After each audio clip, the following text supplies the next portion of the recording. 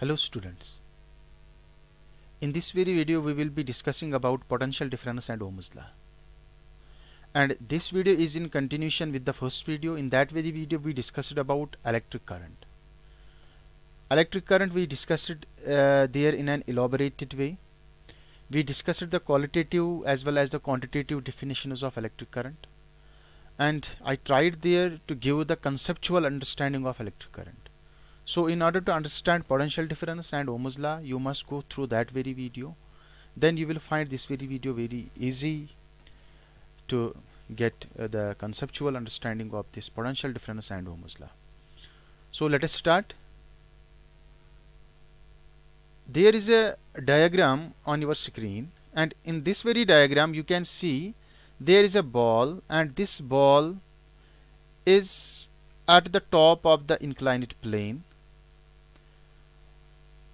And if we release this ball, it will roll down through this plane easily. In the same way, there are two water tanks. One is water tank A and another one is water tank B. And these two tanks have been connected with a tap. You can see here the height of the water here is more than the height of the water in tank B. अगर यहाँ पे ये tap release करेंगे, then water will start flowing from tank A to tank B. मैं ये क्यों बोल रहा हूँ? समझने वाली बात ये है, यहाँ पे हमने इस बॉल को इस हाइट पे रेज किया है. वहां तक पहुंचाने के लिए वी नीडेड सम एनर्जी. हमें एक एनर्जी की जरूरत थी पड़ी कि हमने इसको यहाँ पे पहुंचाया, एंड दैट एनर्जी वो इसमें स्टोर रह गई in the form of potential energy that you studied in your 9th class. तब जाके ये रोल डाउन हो रही है from this height, point A से पॉइंट बी तक आ रही है.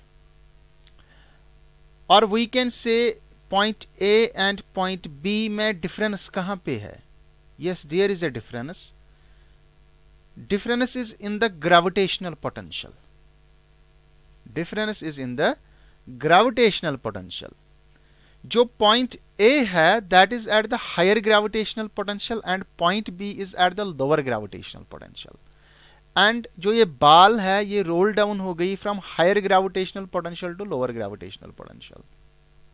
लेकिन उस higher gravitational potential तक पहुंचाने के लिए इसको हमें एनर्जी देनी पड़ी. उस एनर्जी को जब हमने दिया, वो एनर्जी स्टोर रह गई in the form of potential energy because of this height. इसी तरह यहाँ पे जो वाटर टैंक है इसमें वाटर प्रेशर ज्यादा है, यहाँ पे वाटर प्रेशर कम है, और यहाँ पे वाटर स्टोर करने के लिए उसके लिए भी हमें एनर्जी की जरूरत पड़ी होगी. इसी तरह if we are having two bodies, for example we are having two iron rods, one is hot और दूसरी हॉट नहीं है, heat will get flow from hotter body to the another body जो उतनी hot नहीं है. Same is the case with potential difference. In an electric field, in electronics we say कि if we are having an electric circuit, और उस electric circuit में या electric field में हमारे पास दो potentials है, एक है A दूसरा है B. उनके बीच में जो डिफरेंस है, the difference in those potentials that is called potential energy. ये भी एक डेफिनेशन है. जैसे यहाँ पे डिफरेंस इन ग्रेविटेशनल पोटेंशियल्स है ए और बी के बीच में, तो ये भी यहाँ पे पोटेंशियल डिफरेंस थी, लेकिन यहाँ पे इलेक्ट्रिक पोटेंशियल डिफरेंस नहीं थी, यहाँ पे कुछ और पोटेंशियल डिफरेंस थी, ग्रेविटेशनल पोटेंशियल. तो अब जो पोटेंशियल डिफरेंस की हम बात करते हैं, वहां पे किसी का पोटेंशियल रेज करने के लिए उस बॉडी को चार्ज करना पड़ता है. तो हम कह सकते हैं कि potential difference between two points is the amount of work done to move a unit charge from one point to another point. अगर हमारे पास एक यूनिट चार्ज है, इस यूनिट चार्ज को एक पॉइंट से दूसरे पॉइंट तक ले जाना है, तो उसके लिए हमें एक वर्क डन की जरूरत पड़ेगी. जिस तरह हमने यहां पे इस बॉडी को इस पोटेंशियल तक ले जाने के लिए वर्क डन की जरूरत पड़ी, वर्क डन की जरूरत पड़ी इस बॉल को इस पोटेंशियल तक ले जाने के लिए, इस ग्रेविटेशनल पोटेंशियल तक ले जाने के लिए। इन द सेम वे हम एक यूनिट चार्ज को ले रहे हैं एक पॉइंट से दूसरे पॉइंट तक, जितना अमाउंट ऑफ वर्क डन हमें जरूरत पड़ेगा उसी को बोलते हैं potential difference. And this potential difference is denoted by V, so we can write here V, that is potential difference, is equal to W, that is the amount of work done, divided by Q. Q represents charge here. Is it clear? Yes. Now we will talk about the unit of potential difference. What is the unit of potential difference? As we discussed in electric current, the unit of electric current was ampere. We measure this electric current in amperes. But here is potential difference. Suppose we are moving a charge of 1 coulomb. एक kolam charge हम move करते हैं from one point to another point, और उस charge को ले जाने के लिए जो अमाउंट ऑफ वर्क डन की हमें जरूरत पड़ती है, that amount of work done is 1 joule. So when 1 joule of work is done to move 1 coulomb of charge from one point to other, the potential difference is said to be 1 volt. जब 1 joule हमें work करना पड़ता है ताकि 1 kolam charge को हम move कर पाए from one point to another point, उस टाइम पे जो पोटेंशियल डिफरेंस है हम बोलेंगे पोटेंशियल डिफरेंस इज 1 वोल्ट, और we can say 1 volt is equal to 1 joule divided by 1 coulomb, or we can write it in shorter form, that is 1 V is equal to 1 J divided by 1 C. This J represents joule and this C represents coulomb. It is all about this potential difference, and we must remember here that the device used to measure potential difference is called voltmeter. और ये voltmeter हमने देखा है अपने घरों में. We are having transformers, we are having different devices.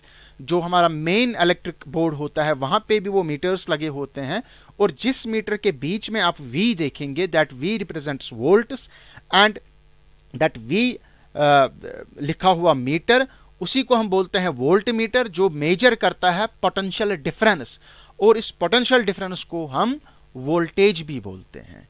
Now let us move towards Ohm's law. Now we have got the concepts of electric current and potential difference. दो चीजें हमने सीखी. जो पहला वीडियो था उसमें हमने इलेक्ट्रिक करंट सीखा, और जो दूसरा वीडियो हमारे पास जो आज अभी तक हमने आपको बोला, that I have told you about this potential difference. Now what is Ohm's law? This Ohm's law gives the relationship between electric current and potential difference. ये जो दो क्वांटिटीज हमने पढ़ी, electric current and potential difference, इन दो के बीच में क्या रिलेशनशिप है, यही ओम्स लॉ हमें देता है. और क्या बोलता है Ohm's law? Strength of current is directly proportional to potential difference. Electric current की स्ट्रेंथ जो है वो डायरेक्टली प्रोपोर्शनल है पोटेंशियल डिफरेंस के. यानी इलेक्ट्रिक करंट इंक्रीज होगी, पोटेंशियल डिफरेंस इंक्रीज होगी. पोटेंशियल डिफरेंस को बढ़ाएंगे, इलेक्ट्रिक करंट बढ़ेगी. इलेक्ट्रिक करंट को कम करेंगे, पोटेंशियल डिफरेंस कम होगी. In order to verify this Ohm's law experimentally, we need to draw a circuit diagram, and that circuit diagram is here on your screen. This is the arrangement. This is the arrangement of Ohm's law apparatus. हमारे schools में, हमारी lab में Ohm's law apparatus होता है. अगर आप वो खुद भी बना सकते हैं, and for that very purpose, what you need to do is that आपको इस सर्किट डायग्राम के बारे में पता होना चाहिए. इन दिस सर्किट डायग्राम यहां पे क्या क्या चीजें हैं, यहां पे आप देखेंगे देयर इज अ बैटरी. ये बैटरी है यहां पे in order to provide potential difference. There is a rheostat, here is rheostat जहां RH लिखा हुआ है, and there is a resistance wire, R जहां पे लिखा है. रेजिस्टेंस वायर के साथ यहां पे वोल्टमीटर कनेक्टेड है, और यहां पे सर्किट में कनेक्टेड है एमीटर, और यहां पे एक स्विच है, की है यहां पे. इन शॉर्ट वी कैन से ये चीजें हमें ओम्स लॉ अरेंजमेंट में दिखाई देती है. That is battery, rheostat, resistance wire, voltmeter, ammeter and key. तो अगर आपने देखा होगा ये एक readymade this Ohm's law apparatus है. Here is voltmeter and this one is ammeter. Here is a resistance wire जो यहाँ पे ये ग्रीन आपको दिखाई देता है. अंदर से इसी रेजिस्टेंस वायर के साथ ये वोल्टमीटर कनेक्टेड है. Here are these two thimbles. यहाँ पे हम बैटरी को कनेक्ट करते हैं. यहाँ पे बैटरी नहीं दिखाई हुई है. और यहाँ पे जो ये आप ये कंटैक्ट देखते हैं, स्लाइडिंग कंटैक्ट, ये यहाँ पे है रिहोस्टेट. ये रिहोस्टेट है यहाँ पे. And here is on off switch और we can say here is a key. Now let us move further. According to Ohm's law, if we keep all the conditions constant, for example temperature को अगर हम constant रखें, temperature को constant रखें, तो उस time पे हम देखते हैं this I is proportional to V. Electric current is proportional to voltage, or we can say V is proportional to I. Voltage is proportional to electric current, or we can say this V is equal to R into I. This R is the constant of proportionality and this R is actually the resistance. तो जो यहां पे ये relation है, यहां पे हम लिख सकते हैं R is equal to V by I. ये भी हम लिख सकते हैं. यहां पे ये जो डायग्राम है, यहां पे आपको समझ आ सकता है R is equal to V is equal to I into R. यहां हम लिख सकते हैं R is equal to V by I. V by I. तो अगर हम ग्राफ की बात करेंगे between this voltage and electric current, हमेशा अगर हम वोल्टेज और इलेक्ट्रिक करंट का रेशो देखेंगे, अकॉर्डिंग टू ओम्स लॉ वो कांस्टेंट रहना चाहिए. That means R is constant. ये तो हमने अभी बोला. अगर करंट हम इंक्रीज करेंगे, वोल्टेज भी इंक्रीज होगी. वोल्टेज इंक्रीज करेंगे, साइमल्टेनियसली करंट भी इंक्रीज होगी. और जो ग्राफ बनेगा between electric current end voltage, that will be a straight line. And this very thing is true for all ohmic devices. अगर कोई ऐसी डिवाइस होगी जहां पे ये लॉ फॉलो नहीं होगा, वोल्टेज और करंट के बीच में ग्राफ बराबर नहीं आएगा, उसको हम बोलते हैं कि वो नॉन ओहमिक डिवाइसेस हैं. So we can say this R is constant and is called the resistance of the conductor, or in shorter words we can define this Ohm's law as if physical conditions like temperature of a conductor are kept unchanged, the strength of the current flowing through it is directly proportional to the potential difference across its ends. ये कैसे हो सकता है?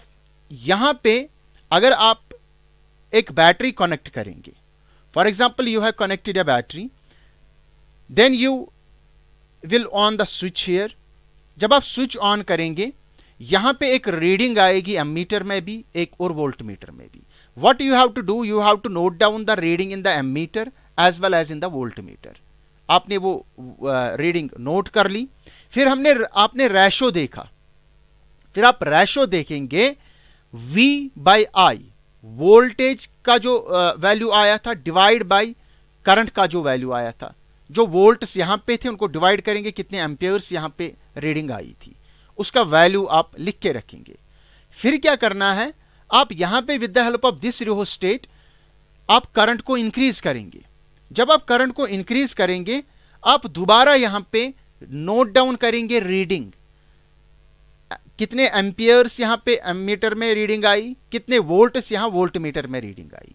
फिर से आप ratio देखेंगे V by I, वहां क्या वैल्यू निकला वो आप नोट करके रखेंगे. इसी तरह फिर से इस इलेक्ट्रिक करंट का जो वैल्यू है वो कम या ज्यादा करेंगे.